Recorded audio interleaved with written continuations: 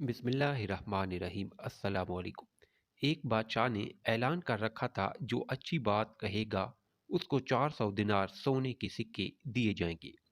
एक दिन बादशाह रियाया की देखभाल करने निकला। उसने देखा एक 90 साल की बूढ़ी औरत जैतून के पौधे लगा रही है।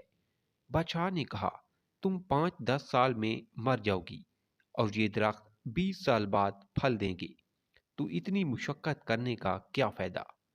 बूढ़ी औरत ने जवाबन कहा, जो हमने फल खाए वो हमारे बड़ों ने लगाए थे, और अब हम लगा रहे हैं ताकि हमारी औलाद खाए। बादशाह को इस बूढ़ी औरत की बात पसंद आई। हुक्म दिया, इसको 400 दिनार दिए जाएं।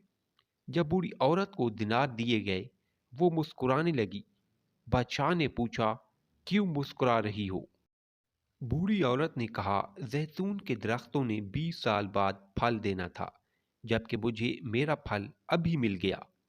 बादशाह को इसकी ये बात भी अच्छी लगी और हुक्म जारी किया, इसको मजीद 400 दिनार दिए जाएं। जब इस औरत को मजीद 400 दिनार दिए गए तो वो फिर मुस्कुराने लगी। बादशाह ने पूछा, अब क्यों मुस्कुराई? बूढ़ी औरत ने कहा, जैतून का दरख्त पूरे साल में सिर्फ एक बार फल देता है, जबकि मेरे दरख्त ने 2 बार फल दे दिए हैं।